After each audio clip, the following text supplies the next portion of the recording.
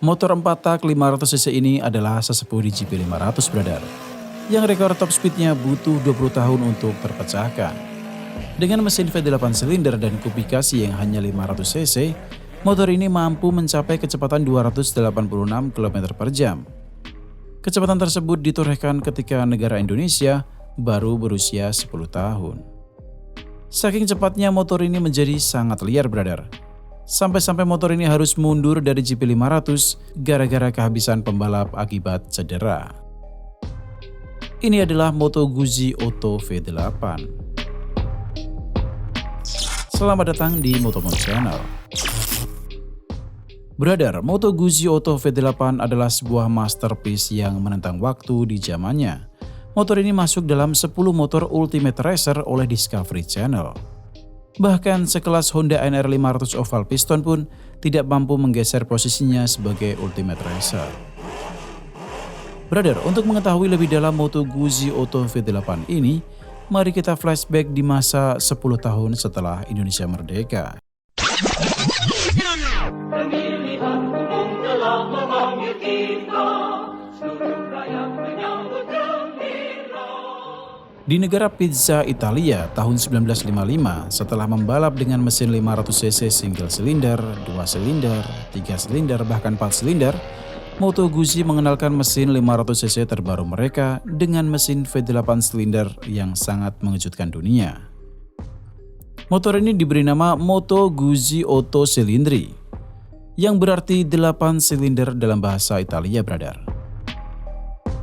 Menariknya, meski motor ini menyandang sebagai motor legendaris dan masuk dalam 10 motor Ultimate Racer oleh Discovery Channel, namun ada sebuah fakta yang sulit diterima, bahwa motor ini mengaspal di sirkuit hanya 2 tahun saja, antara 1956 hingga 1957.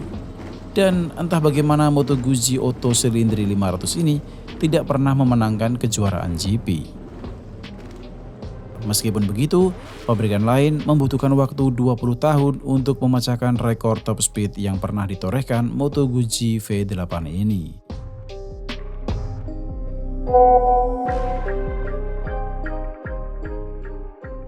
Kelahiran Moto Guzzi Auto Cilindri tersebut dimulai dari sebuah bengkel kecil di tepi danau Como, Italia. Motor ini dibangun oleh tim yang hanya terdiri dari 12 orang saja, brother, termasuk 3 insinyur yang menciptakannya. Dengan spesifikasi yang nyaris tidak mungkin di zamannya, Moto Guzzi V8 didukung oleh 16 katup DOHC, 8 karburator, dan 4 camshaft. Ukuran pistonnya cukup mungil, dengan bor 44 mm dan stroke 41 mm saja. Meski begitu, motor 500cc 4 tak ini mampu berkitir di 16.000 rpm dan mampu mencatat rekor top speed 286 km per jam di trek lurus Mazda Francorchamps, Belgia pada balapan terakhirnya, dan menghasilkan 79 bhp pada 12.500 rpm.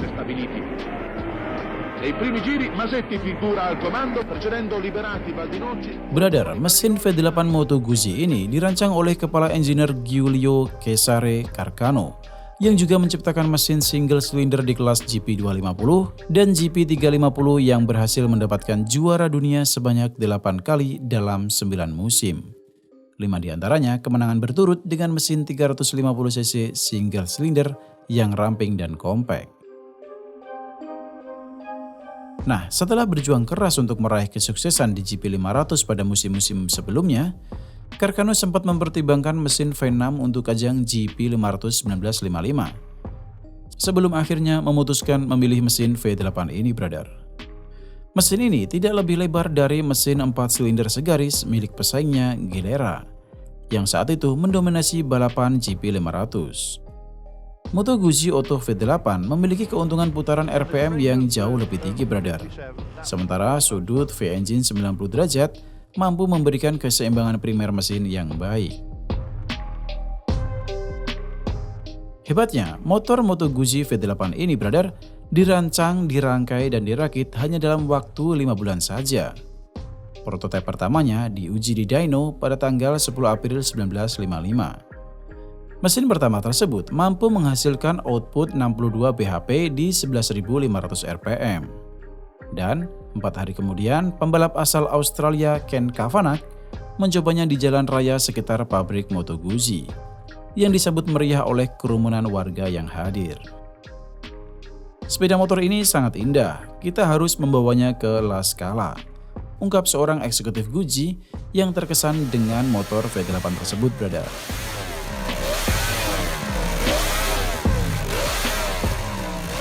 Selanjutnya, masih di tahun 1955, brother. Ketika tim penguji berkumpul di sirkuit Monza, Italia, juara dunia 350cc Moto Guzzi saat itu Fergus Anderson, yang telah ditunjuk sebagai manajer tim, muncul tiba-tiba dan menginginkan untuk mencobanya terlebih dahulu. Padahal Kavanagh sudah menunggu untuk mengendarainya pada bulan mendatang. Anderson yang berusia 46 tahun saat itu kemudian mengalami insiden pada putaran pertamanya, brother, dan menghancurkan mesinnya. Kesalahan mahal itu membuat proyek tersebut tertunda beberapa minggu, menunda debut publiknya hingga latihan untuk GP Spa Belgia.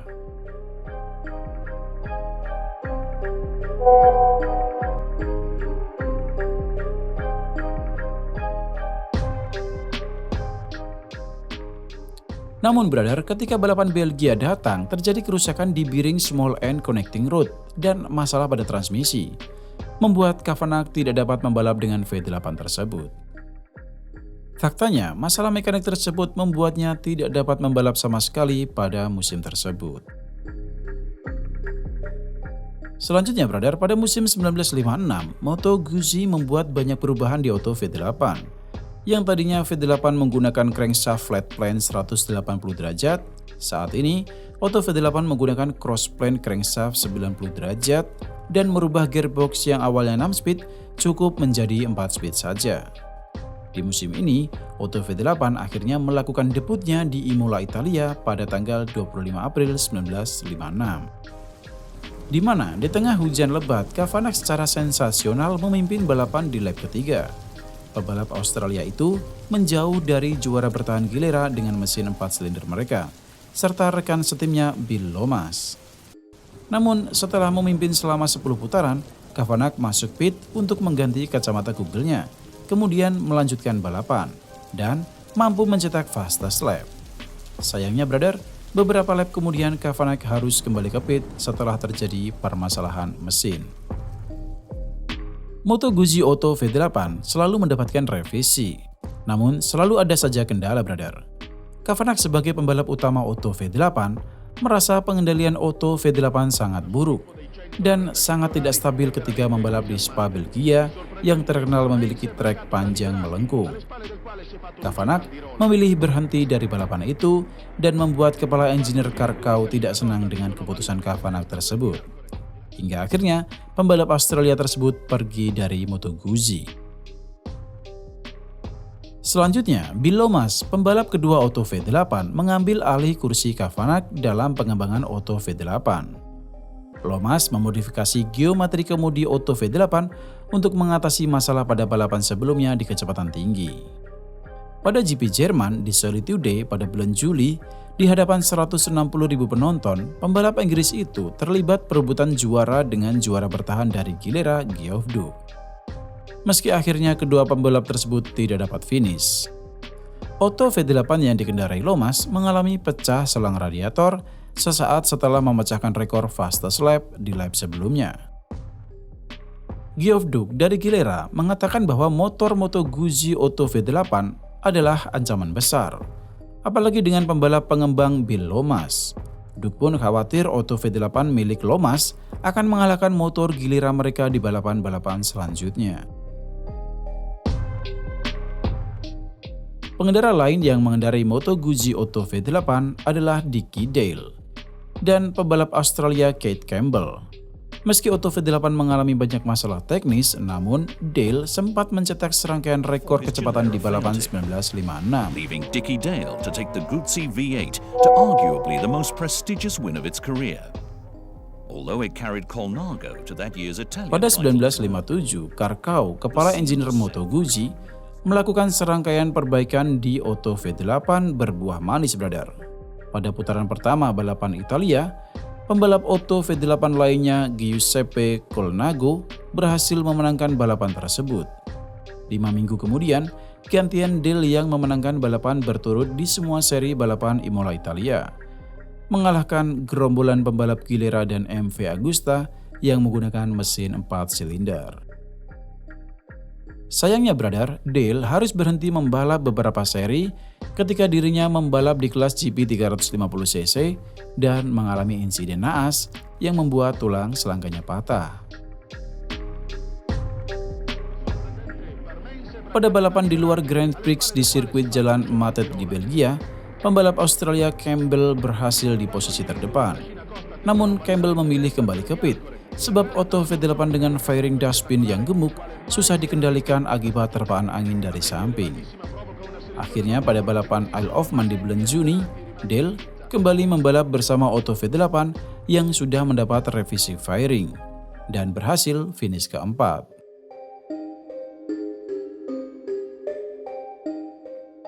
Sayangnya brother, Dale mengalami kesialan lagi. Ketika dirinya membalap di Dutch TT Assen, Dale mengalami kecelakaan parah dengan Otto V8 miliknya. Akibat kecelakaan itu, Dale memutuskan pensiun.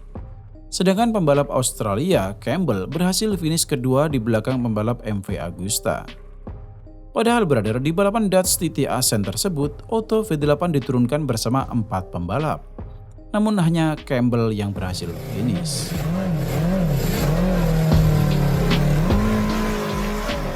Masalah terus muncul. Pada balapan minggu berikutnya 7 Juli 1957 di Spa, Belgia, Campbell yang menjadi pembalap satu-satunya Moto Guzzi sedang memimpin balapan, jauh di depan pembalap Inggris John Surtees bersama MV Agusta. Bahkan Campbell sempat memecahkan rekor lap time. Sayangnya lagi brother, kabel baterai Otto V8 putus, yang membuat harapan Campbell dan tim terputus juga. Ternyata drama Campbell bersama Moto Guzzi Otto V8 tersebut adalah yang terakhir. Pada balapan berikutnya, Campbell yang hanya satu-satunya pembalap dari Moto Guzzi, Campbell terjatuh dan mematahkan tulang panggulnya. Campbell pun tidak mampu mengendarai Otto V8 yang terkenal bengis tersebut. Moto Guzzi dan kru pun bingung sebab semua pembalapnya telah habis. Moto Guzzi nekat secara diam-diam menghubungi pembalap MV Agusta Surtees untuk menguji Otto V8 dengan maksud untuk bergabung di musim 1958. Tetapi tidak ada yang tahu mengapa pengujian tersebut tidak pernah terjadi. Sebaliknya, dunia balap Grand Prix tercengang dengan pengumuman mengejutkan mundurnya pabrikan-pabrikan juara GP yang memutuskan mundur dari balapan. Seperti Mondial dengan GP 125 dan 250, Gilera di GP 500, dan Moto Guzzi yang menyerah di GP 350 dan GP 500. Disinilah akhir legenda Moto Guzzi Otto V8 berakhir brother.